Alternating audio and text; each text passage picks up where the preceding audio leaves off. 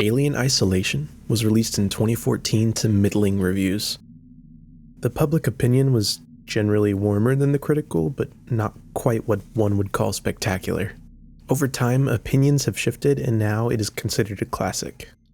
A true testament to the original 1979 film, Alien. The atmosphere, visuals, and sound effects are some of the most faithful for a game adapted from another medium ever. Many of the tools and technology, like the motion tracker, seem more inspired off of the sequel movie Aliens. However, the ship designs are unmistakably the original Alien. It even mirrors many of the same plot beats as the original movie.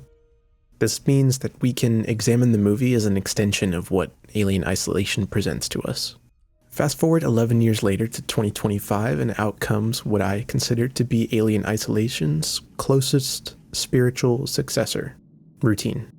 Similarly inspired by the original Alien movie, among a few other things, it closely follows the retrofuturism look that was common in the 50s to 80s. Routine has a tighter focus on diegetic systems, with the game having basically no HUD elements at all. It also has a much more grounded setting that makes everything feel believable, but still clunky, analog, and very mechanical. This video is going to take a closer look into some of the parallels between the two games and try to develop a deeper grasp into how Routine takes the lessons Alien Isolation learned to craft a new, meaningful experience with them. You could consider this basically a compare and contrast. Spoilers for both games, of course. At its core, Alien Isolation is about the alien. Many are very familiar with the dual AI system that the game uses between the director and then the alien AI. If you aren't, I'll link a video going into depth about them in the description.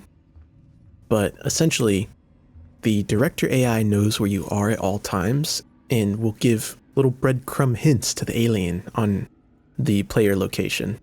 The alien AI will then have to search and find you based off its own merit, though. This leads to the game having a very visceral, unpredictable, and organic feeling, like when it comes to interacting with the alien. The greatest lesson the community learned from this was that the more unpredictable the AI, the greater fear and dread it could generate for each encounter. Routine took this lesson to heart. While initially starting with robots in the first half of the game, kinda similar to the Working Joes, the second half of the game starts incorporating these lessons to the next level. Let me introduce Entity A.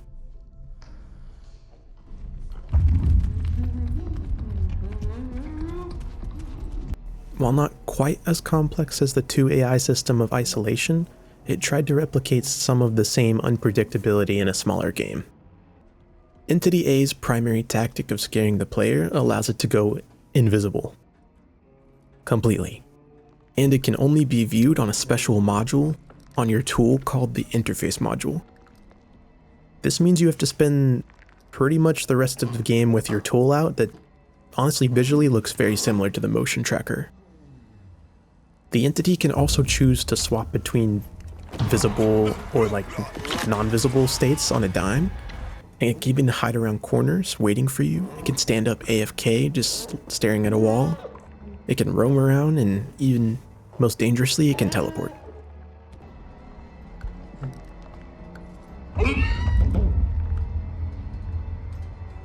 Despite an average game time of only 2 to 4 hours in the sections with the entity, these behaviors make it feel extremely unpredictable and frightening. It generates that same psychological pressure Alien Isolation mastered. Fear driven by not knowing and not understanding. This being among the list of only a handful of games that I've gotten so tense from I had to take a break. The comparisons between the two games don't stop there. Alien, at its core, is a story about life cycles. The xenomorph life cycle is part of what makes it such a dangerous predator. I'm going to mainly talk about it in terms of only the first 2 movies and not so much as an extension of the greater Alien lore. This is mainly because Isolation only presents elements from really the first 2 movies. Routine likely seems like it was inspired off the world building of the first movie. It even uses a lot of the same visual semiotic standard language, although of course its own version. This means that for the most part, the alien life cycle is pretty unknown to the main characters. We are introduced to them in both the movie and the game as just an egg initially, that eventually spawns a facehugger that latches onto a host, uses them to develop a chest burster that will grow into a full-grown xenomorph. In the original movie, the xenomorph can capture other hosts and secrete some kind of resin to convert hosts into eggs. This was seen in the deleted scene with Dallas on the wall. Isolation also generates similar visuals in the nest section of the game with NPCs on the wall. However, one of the creators claimed that a xenomorph queen is guaranteed to be on Sevastopol, so it kinda muddies the egg creation theory. Aliens, the movie, is when the xenomorph queen was introduced, and it was even later revealed basic drone xenos could become the queen if they needed to because they are asexual. This goes to show how important life cycles and the routine around that are. This kind of going hand in hand with a lot of the themes in Routine itself. Routine at the opening of the game and at one point later, near the end, describes a routine as an ongoing cycle of natural actions and patterns.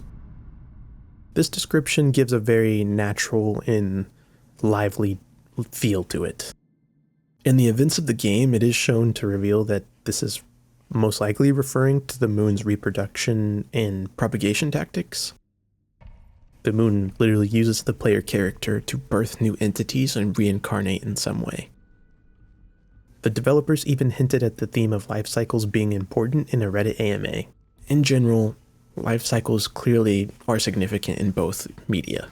If you follow the Aliens lore about having a xenomorph queen, it shows major themes in Isolation about birth.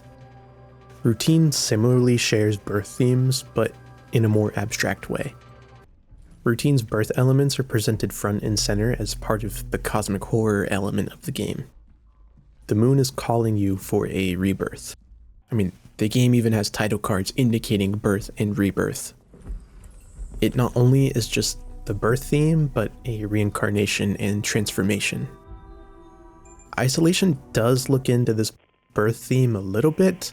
You mainly just have the connection of Amanda Ripley looking for her mother, Ellen. A motherly through line runs both stories deeply.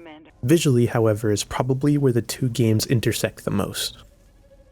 Alien Isolation's visuals are almost identical to the original Alien, one of the pioneers of the late retrofuturism look that today is seeing a pretty big resurgence. Everything feels large and tactile, CRT displays and clicky controls. It lacks the smooth, cutting-edge look of most technology today in exchange for a very specific tone where things feel manual but still technologically advanced. This actually goes to further the horror elements of both games because you must manually work some things. It requires a larger investment in time, leading to greater potential scares and raising the tension. In Isolation, this is presented with the very painstakingly slow saving. In Routine, this can be shown with the cat having to actually manually swap modules. Although the game doesn't really use this in interesting circumstances very often, it still provides the same feeling. Also, the Apollo and the ASN are visually and thematically very similar. Both seem to be able to communicate with Earth somehow. However, the Apollo is more of an extension of Weyland-Yutani's desire to capture the alien, while the ASN could be perceived as almost benevolent in a way, given that it was trying to contain and limit the infection on Union Plaza. They both pretty much look like giant robot AI space spheres, so I think the ASN is more likely based off of Mother in the original movie. Routine even has a monitor outside of the main chamber that you can talk to the ASN with that kind of seems similar to the Mother terminal in the egg shape. Routine also uses the found footage look of the spacesuit cameras that Alien used during the nest scenes. This wasn't used as much in Isolation, but it does provide a very similar imagery. In Routine itself, John Cooper found a space vegetation growing on a body during a clip that looks very similar to that same found footage look. In general, both games have a strong visual art direction, and even with Alien Isolation being almost, I think, 12 years old at this point, it still holds up very well with modern games. Both games approach audio similarly. Routine, however, has the benefit of being more modern and using modern audio processing systems. Some of my favorite moments in both games are when you can actually hear the monsters around you, but you don't see anything. The audio in both games is directional and very accurate in 3D, which allows you to pinpoint the potential threat, something very important in horror games. The alien dropping out of vents is extremely loud.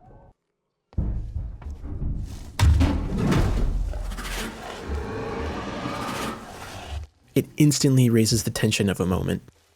You need to finish whatever you're doing or hide. Routine has a similar sound for Entity A, a faint whimpering, almost like crying from an animal.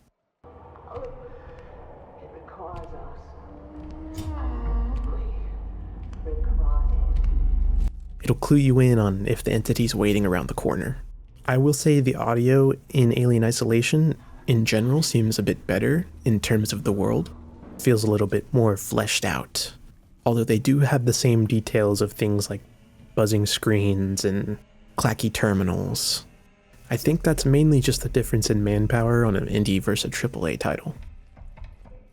Alien does go a bit further too by incorporating a lot of the world sounds with the same hiss of the alien.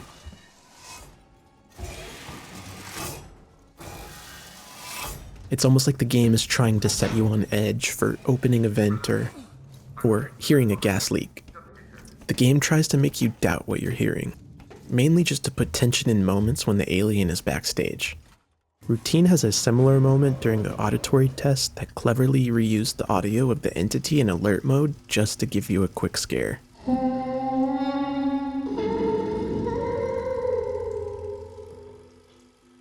In any game that's trying to scare the player, audio is going to have a major impact on the experience of the player.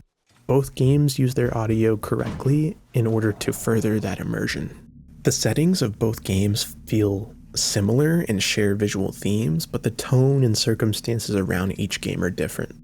Sevastopol is a live working station.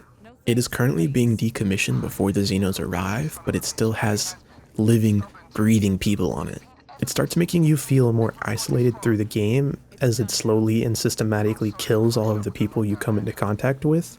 This kind of ends up feeling like a reversal, where you're being hunted and are actively in danger because of this. Routine, by comparison, feels lonely. You don't feel hunted per se. It more so feels like you stumbled onto something. In a sense, you are still hunted because the moon lures you, but not actively searching moment to moment. It gives the game a bit of a different tone. Entity A doesn't feel like it's hunting for you either. It feels like it's minding its own business and you stumble onto it. It's very empty and isolated on the moon. Oddly enough though, if you assume the moon is alive, you're never actually alone during the entire game. Now let's talk about some of what people find negative about the games. Isolation's most notable negative is the game length and the pacing. It starts to drag a bit during the middle sections after you blast an alien off with a shuttle. There's about 3 to 4 chapters that have no alien at all, and they're pretty long. It is a much needed break in terms of pacing. However, they could have benefited from cutting 1 or 2 chapters or condensing them into shorter runtimes. I particularly didn't like the chapter where you have civilians, human enemies, and working Joes in the mall area. It's a cool visual spectacle, but the AI is not the best for the humans, and it's really easy to accidentally kill a civilian. The ending also probably had maybe 1 or 2 chapters too many. Chapter 17 was really amazing, and probably should have been the last area you go to before you grabbed the spacesuit. You probably could have cut the entire docking bay side task entirely. Routine definitely learned something from this though. It was quite a bit shorter. A 5 to 6 hour runtime versus 16 to 20 hour runtime for Isolation. In fact, a lot of people probably say that Routine is too short. It would have benefited greatly from another 1 to 2 hours per each half of the game, rounding it up to about an 8 or 9 hour runtime. The robots themselves felt like a missed opportunity, it could have been a much slower burn up to that second half of the game with more mysterious elements. In general, Aliens and Alien Isolation clearly had an impact on what shaped Routine into what it is today. And while neither game is perfect exactly, we have a substantially better experience benefiting from both of them. I'm personally rooting for a Routine DLC, and very excited for the Alien Isolation sequel we have looking forward to. I just wanted to make another video about Routine while I had the footage, comparing and contrasting some of these elements together. This was not as in-depth as my previous video, but I just wanted to try making something shorter form, so hopefully if y'all like it, give me a sub, give me a like and all that. Let me know what other kind of content would be interesting. Would you like shorter form videos like this that feel thematically significant still? Would you prefer shorter analysis, or did you really like the longer form routine explanation type of stuff? I'm open to anything, so we're chilling.